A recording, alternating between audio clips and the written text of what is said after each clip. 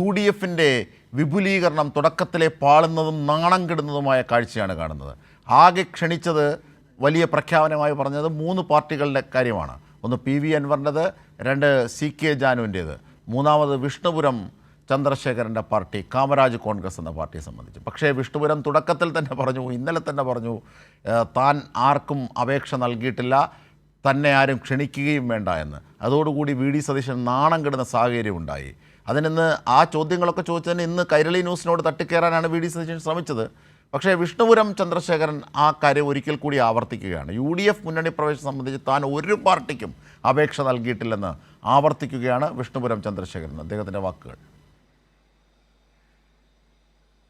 പാർട്ടിക്കും അങ്ങനെ അപേക്ഷ കൊടുത്തിട്ടൊന്നുമില്ല.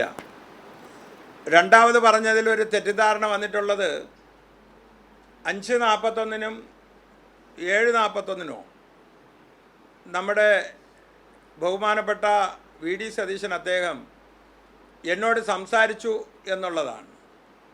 ഈ 2 സമയത്ത് ഞാൻ വിളിച്ചിരുന്നു. 2 സമയത്തും അദ്ദേഹം ഫോൺ എടുത്തിരുന്നില്ല. എൻ്റെ ഫോൺ ഇത് കഴിഞ്ഞാൽ നിങ്ങൾക്ക് ചെക്ക് ചെയ്യാം.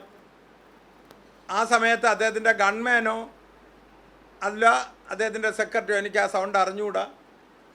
അല്ലാതെ ഈ 10 കാലിനിടയ്ക്ക് ഞാനും VD സതീശനുമായിട്ട് സംസാരിച്ചിട്ടില്ല. ഞാനത് ബോധ്യപ്പെടുത്താൻ തയ്യാറാണ്.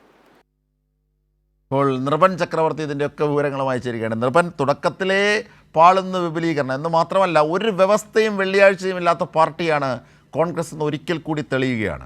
മാത്രമല്ല VD സതീശൻ പറഞ്ഞത് കള്ളമാണ്. ഫോൺ പോലും എടുക്കാതെയാണ്, വിഷ്ണുപുരത്തിൻ്റെ ഫോൺ പോലും എടുക്കാതെയാണ് ഇത്തരത്തിൽ VD സതീശൻ വാർത്താ സമ്മേളനം വിളിച്ച് മാധ്യമങ്ങളോട് വലിയ വീമ്പ് പറഞ്ഞത്, അല്ലെങ്കിൽ ഉറപ്പ് പറഞ്ഞത്.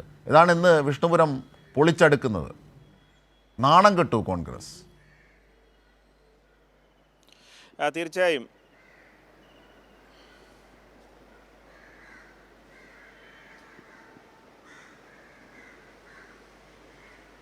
നിർഭൻ, നാണം കെട്ടു കോൺഗ്രസ്. അതൊരിക്കൽ കൂടി തെളിയുന്നു. അത് വലിയ രീതിയിൽ UDF വിപുലീകരണം. തീർച്ചയായും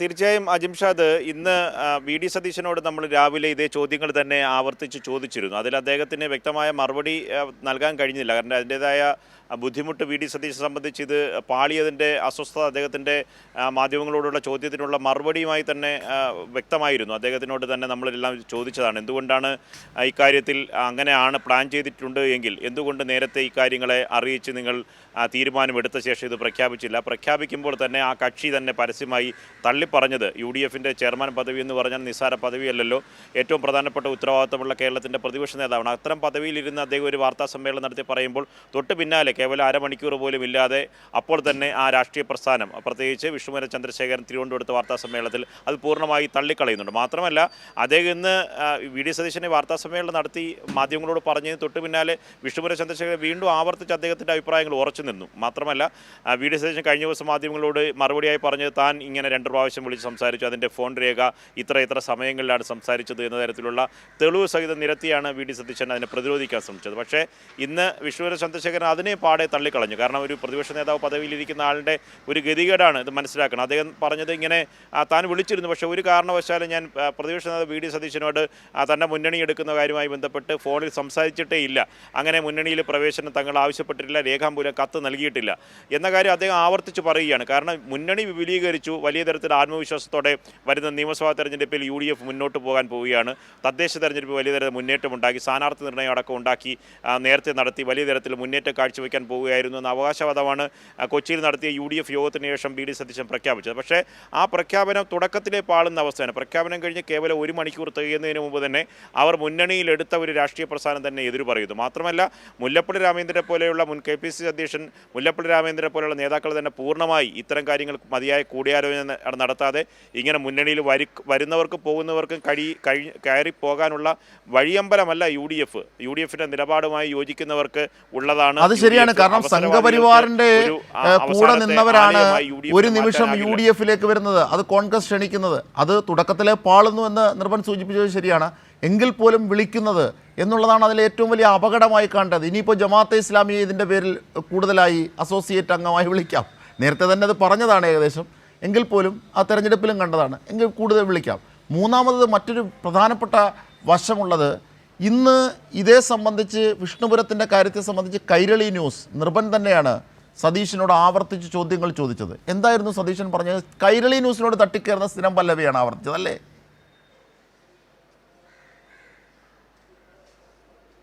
തീർച്ചയായും. കാരണം അദ്ദേഹത്തിന് ഇക്കാര്യത്തിൽ വസ്തുതാപരമായ മറുപടി പറയാൻ അദ്ദേഹത്തിന് ബുദ്ധിമുട്ടുണ്ട് എന്ന കാര്യം വ്യക്തമാണ്. കാരണം അദ്ദേഹത്തിനോട് നമ്മൾ ചോദിച്ചത്, അദ്ദേഹം UDFിൻ്റെ ചെയർമാനാണ്. അങ്ങനെ ഉത്തരവാദിത്തമുള്ള പദവിയിൽ ഇരുന്നുകൊണ്ട് ഒരു മുന്നണിയിലേക്ക് ഒരാളെ എടുക്കുമ്പോൾ ഇത്തരത്തിൽ കൂടിയാലോചന നടത്തിയിരുന്നു, എന്തുകൊണ്ടാണ് ഇങ്ങനെ പാളിപ്പോയതെന്ന ചോദ്യത്തിലാണ് അദ്ദേഹം UDFിനകത്ത് മുന്നണിക്കകത്ത് ആരെ തീരുമാനിക്കണമെന്ന കാര്യം കൈരളി പറയേണ്ട, തങ്ങൾ UDF തീരുമാനിച്ചുകൊള്ളും എന്നുള്ള സ്ഥിരം പല്ലവി അദ്ദേഹം എടുത്തത്. പക്ഷേ മറുപടി വ്യക്തമായി പറയാൻ കഴിയാത്തത് കൊണ്ടാണ്. മുല്ലപ്പള്ളി നേരത്തെ പറഞ്ഞതുപോലെ തന്നെ ഏറ്റവും പ്രധാനപ്പെട്ട കാര്യമെന്ന് പറഞ്ഞാൽ UDF യോജിച്ചു പോകുന്നൊരു കക്ഷിയാണോ UDFിലേക്ക് എടുത്തതെന്ന കാര്യം. ഇപ്പോഴും NDAയുടെ വർക്കിംഗ് ചെയർമാനാണ്, NDAയുടെ വൈസ് ചെയർമാനാണ് വിഷ്ണുപുര ചന്ദ്രശേഖരൻ.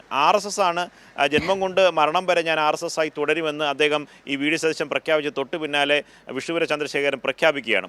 ഒരു ഭാഗത്ത് RSS പോലെയുള്ള വർഗീയ പ്രസ്ഥാനങ്ങളെ പരമാവധി എങ്ങനെയും 4 വോട്ട് കിട്ടുന്നതിന് വേണ്ടി വിഷ്ണുപുര ചന്ദ്രശേഖരനെ പോലെ ആൾക്കാരെ ചുവപ്പ് പരവതാനി തിരിച്ച് UDFിലേക്ക് ക്ഷണിക്കുക. മറുഭാഗത്ത് ജമാഅത്തെ ഇസ്ലാമായി ചേർന്നുകൊണ്ട് പരമാവധി ഇങ്ങനെയുള്ള വർഗീയ ഭീകരവാദ രാഷ്ട്രീയ പ്രസ്ഥാനങ്ങളുമായി സന്ധി ചെയ്യുക. അങ്ങനെ രണ്ട് ഘട്ടത്തിലും രണ്ട് ഭാഗത്തും ഇങ്ങനെയുള്ള വർഗീയ പ്രസ്ഥാനങ്ങളെ കൂട്ടിച്ച് യോജിച്ചുകൊണ്ട് എങ്ങനെയും തിരഞ്ഞെടുപ്പിലേക്ക് മുന്നോട്ട് പോവുക, 4 വോട്ട് കിട്ടുകയാണെങ്കിൽ പിടിക്കുക എന്ന സമീപനത്തിലേക്ക് പ്രതിപക്ഷ നേതാവ് VD സതീശൻ പോവുകയാണ്. അതിനെതിരെയാണ് മുല്ലപ്പള്ളി രാമചന്ദ്രൻ അടക്കമുള്ള നേതാക്കൾ ഇന്ന് പ്രതികരിച്ചത്. അതുകൊണ്ട് വലിയ തരത്തിലുള്ള പ്രതിഷേധം UDFിനകത്തുണ്ട്.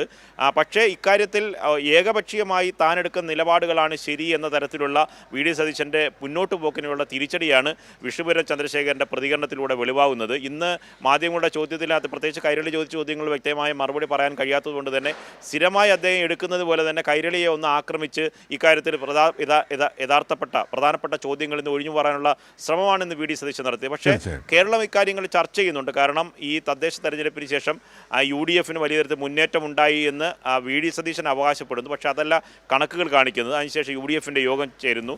UDFിൻ്റെ യോഗം ചേർന്ന ശേഷം പ്രത്യേക അജണ്ടയൊക്കെ തീരുമാനിക്കുന്നു. അതിനുശേഷം മുന്നണി വിപുലീകരിക്കും, പ്രധാനപ്പെട്ട LDFിലുള്ള ഘടകകക്ഷികളടക്കം UDFിലേക്ക് വരുമെന്ന് അവകാശം ഉന്നയിക്കുന്നു. അങ്ങനെ അതിനിടയിലാണ് ഈ 3 കക്ഷികളെ UDFിലേക്ക് ക്ഷണിക്കുകയൊക്കെ ചെയ്യുന്നത്, ഉൾപ്പെടുത്തി എന്ന പ്രഖ്യാപനം നടത്തുന്നത്. അതിലൊരു കക്ഷിയാണ് അരമണിക്കൂറിനുള്ളിൽ തന്നെ ഇങ്ങനെ ഒരു പ്രഖ്യാപനമായി രംഗത്ത് വരുന്നത്. PV അൻവറിനെ സംബന്ധിച്ച് നമ്മൾ നിലമ്പൂരിൽ കണ്ടതാണ് എത്രമാത്രം വ്യക്തിപരമായി VD സതീശനെ അധിക്ഷേപിക്കുകയും വലിയ തരത്തിൽ ഇത്തരത്തിൽ പരസ്യ പ്രതികരണമൊക്കെ നടത്തിയ PV അൻവറെ കൊണ്ടുവന്നു. PV അൻവറിൻ്റെ കാര്യത്തിൽ ഇന്ന് മുല്ലപ്പള്ളി രാമചന്ദ്രൻ പറഞ്ഞു, ഇനിയെങ്കിലും അദ്ദേഹം UDFുമായി പക്വതയോടുകൂടി പ്രതികരിക്കാൻ തയ്യാറാവണം, അവസരമില്ലാത്തവരുടെ അവസരം നൽകുന്ന ഒരു ആലയമായി UDFിനെ മാറ്റരുത് എന്ന് PV അൻവറിനെയും ഒപ്പം തന്നെ വിഷ്ണുപുരം ചന്ദ്രശേഖരനെയും ലക്ഷ്യമിട്ട് തന്നെയാണ് ഇന്ന് മുല്ലപ്പള്ളി രാമചന്ദ്രൻ്റെ പ്രതികരണവും വന്നത്. അജിംഷാദ്. ശരി നിർഭൻ.